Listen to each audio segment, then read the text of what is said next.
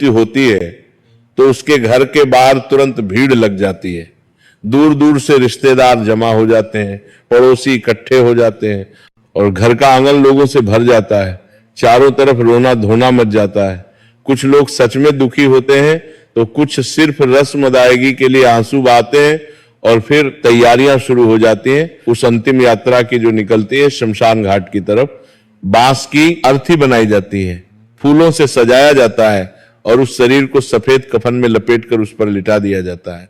राम नाम सत्य है, सत्य बोलो राम नाम सत्य है के नारे गूंजने लगते हैं जब वो अर्थी उठती है।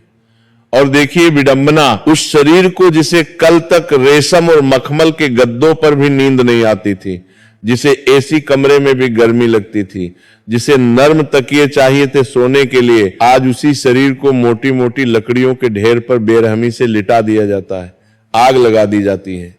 और जब वो शरीर धू धू करके जलने लगता है, जब लपटें उठने लगती हैं और चिता की गर्मी चारों तरफ फैलने लगती है, तो धीरे धीरे सारे रिश्तेदार, सारे दोस्त, सारे परिचित और यहां तक कि परिवार के करीबी सदस्य भी वहां से जाने लगते हैं।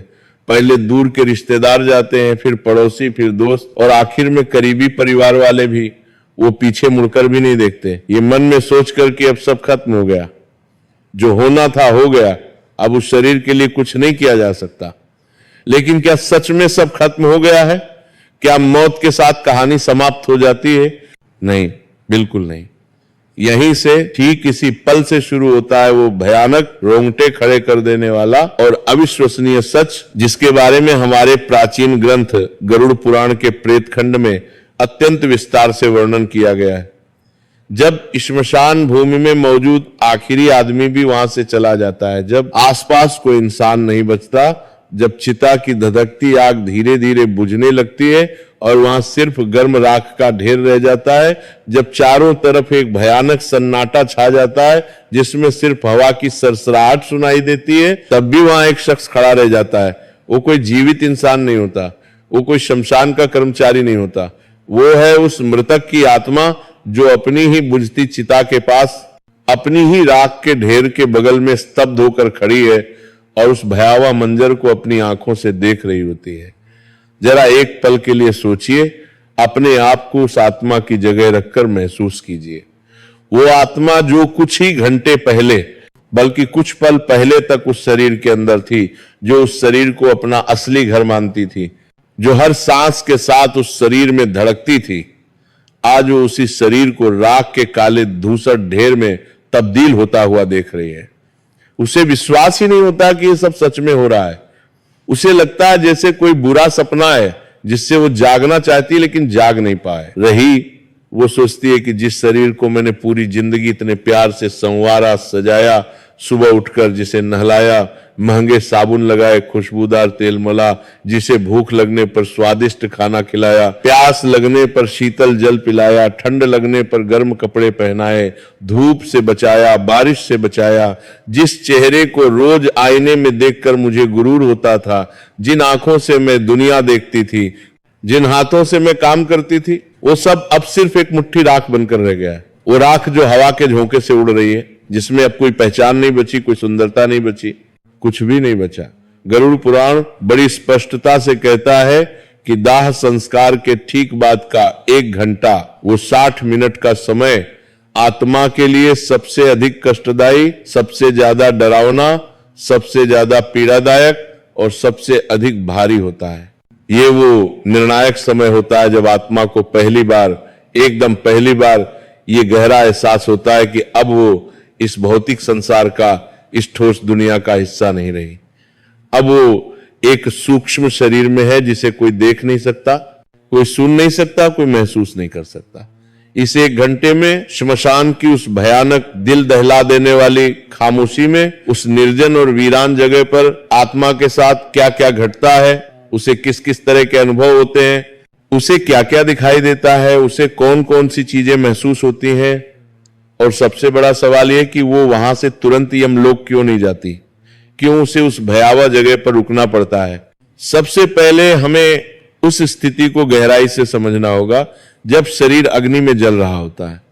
हिंदू शास्त्रों और धर्म ग्रंथों के अनुसार जब तक शरीर पूरी तरह से पूर्णतः नहीं जल जाता, जब तक उसका एक एक अंग राख में नहीं बदल जाता, तब तक आत्मा के मन में एक गहरा मोह, एक आसक्ति, एक लगाव बना रहता है। उसे लगता है कि शायद, बस शायद मैं वापस इस शरीर में प्रवेश कर सकूं, शायद यह सब एक गलतफहमी है, शायद मैं फिर से जिंदा हो सकूं, फिर से सांस ले सकूं, फिर से चल सकूं, फिर से बोल सकूं। वो आत्मा बार बार बेचैनी से उस जलते हुए शरीर के पास जाती है, उसके चारों तरफ चक्कर लगाती है, उसे छूने की कोशिश करती है, लेकिन आग की भयंकर तपन, उसकी जलती लपटें और यमदूतों का अदृश्य पाश, उनकी अदृश्य रस्सियां उसे उस शरीर में घुसने नहीं देती, वापस धकेल देती हैं। वो असहाय होकर देखती है कि कैसे उसकी त्वचा काली होकर जल रही है, कैसे उसकी हड्डियां तपकर चटकने की आवाजें कर रही हैं, कैसे उसका पूरा शरीर विकृत होता जा रहा है। यह दृश्य उसके लिए किसी प्रलय से, किसी महाविनाश से कम नहीं होता। यह उसकी अपनी आंखों के सामने घटित होने वाला सबसे भयानक अनुभव है। और फिर आता है वो सबसे दर्दनाक, सबसे पीड़ादायक पल, जिसे कपाल क्रिया कहते हैं। जब घर का कोई सदस्य, अक्सर बेटा या कोई पुरुष सदस्य, बांस के लंबे डंडे से जोर से जलते हुए शव के सिर के हिस्से पर प्रहार करता है और सिर की खोपड़ी को फोड़ देता है ताकि अंदर की गर्मी बाहर निकल सके। यह दृश्य देखने में जितना भयानक और विचलित करने वाला है, आत्मा के लिए यह उससे कहीं ज्यादा, 1000 गुना ज्यादा पीड़ादायक होता है।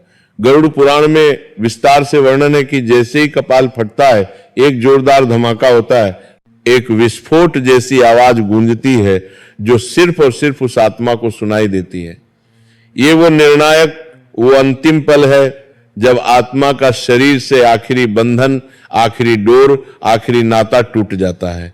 जो पतली सी डोर अभी तक जुड़ी हुई थी, वो भी कट जाती है। उसे एकदम साफ समझ आ जाता है कि अब वापसी का कोई भी रास्ता नहीं बचा, ये दरवाजा हमेशा हमेशा के लिए बंद हो चुका है, अब कोई उम्मीद नहीं बची। लेकिन असली कहानी, असली यात्रा, असली परीक्षा तो इसके बाद शुरू होती है। जब कपाल क्रिया पूरी हो जाती है और शरीर पूरी तरह जलकर राख और खाक हो जाता है, तब हिंदू परंपरा और नियम के अनुसार घर वाले और सभी रिश्तेदार वहां से लौटने की तैयारी करने लगते हैं। शास्त्रों में बहुत सख्त नियम है, एक चेतावनी है कि श्मशान से लौटते वक्त जब आप वापस जा रहे हो तो पीछे मुड़कर बिल्कुल भी नहीं देखना चाहिए। क्या आपने कभी गंभीरता से सोचा है कि ऐसा क्यों कहा जाता है? ये कोई अंधविश्वास नहीं है, इसके पीछे एक बहुत बड़ा, बहुत गहरा और बेहद डरावना कारण छिपा है।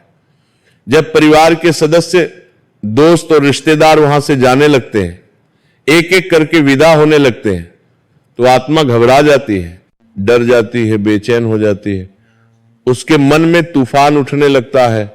उसे समझ नहीं आता कि ये लोग मेरे अपने लोग मुझे इस सुनसान, इस वीरान, इस डरावनी और भयानक जगह पर बिल्कुल अकेला छोड़कर कहां जा रहे हैं, क्यों जा रहे हैं। वो पूरी ताकत से चिल्लाती है, जोर जोर से आवाज देती है कि रुको रुको, मुझे भी साथ ले चलो, मैं भी तुम्हारे साथ घर चलूंगा, मुझे यहां अकेला मत छोड़ो, मैं यहां अकेला नहीं रह सकता, मुझे बहुत डर लग रहा है, मुझे बहुत अकेलापन महसूस हो रहा है। लेकिन उसकी आवाज, उसकी चीख, उसकी पुकार किसी को सुनाई नहीं देती, क्योंकि अब वो आवाज हवा में गूंजने वाली सामान्य ध्वनि नहीं है, बल्कि एक सूक्ष्म कंपन है, एक आध्यात्मिक आवृत्ति है जो सिर्फ सूक्ष्म जगत में सुनाई देती है। वो आत्मा निराश होकर बेचैनी से दौड़ती है, अपने बेटे को पकड़ने की बेताब कोशिश करती है, अपनी पत्नी या अपने पति को जोर जोर से आवाज देती है, उनके कंधे पकड़ने की कोशिश करती है, उनके कपड़ों को खींचने की कोशिश करती है। लेकिन त्रासदी यह है कि उसका हाथ, जो अब सूक्ष्म है, उनके भौतिक शरीर के आर पार निकल जाता है। जैसे हवा में हाथ घुमाया हो, वो किसी को छू नहीं सकती, किसी को रोक नहीं सकती, किसी का ध्यान अपनी तरफ आकर्षित नहीं कर सकती। ये असहायता, ये लाचारी उसे अंदर तक तोड़ देती है।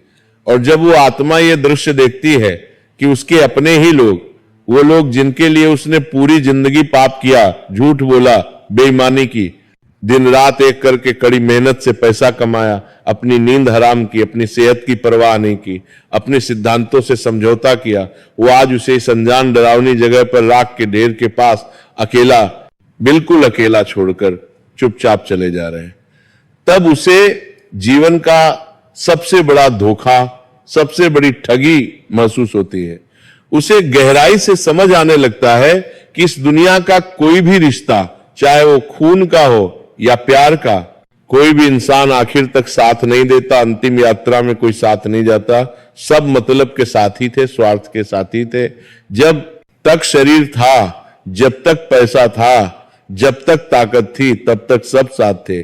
जैसे ही शरीर ने साथ छोड़ा, जैसे ही मौत आ गई, सबने मुंह मोड़ लिया, सब पीछे हट गए। अब एक बहुत महत्वपूर्ण सवाल उठता है कि आत्मा उस श्मशान की, उस भयावह भूमि में पूरे 1 घंटे तक क्यों रुकती है? वो तुरंत अपने परिवार के पीछे क्यों नहीं जाती, या फिर सीधे यमलोक की यात्रा पर क्यों नहीं निकल जाती? गरुड़ पुराण के अनुसार श्मशान भूमि को भगवान शिव का विशेष निवास स्थान माना जाता है।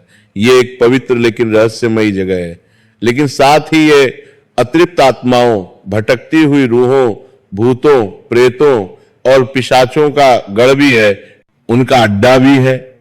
जब कोई ताजा मृत्यु होती है तो उस नई आत्मा के चारों तरफ एक सुरक्षा कवच, एक अदृश्य ढाल होती है, जो उसे कुछ समय के लिए, थोड़े समय के लिए श्मशान में मौजूद नकारात्मक शक्तियों से, बुरी ताकतों से बचाती है।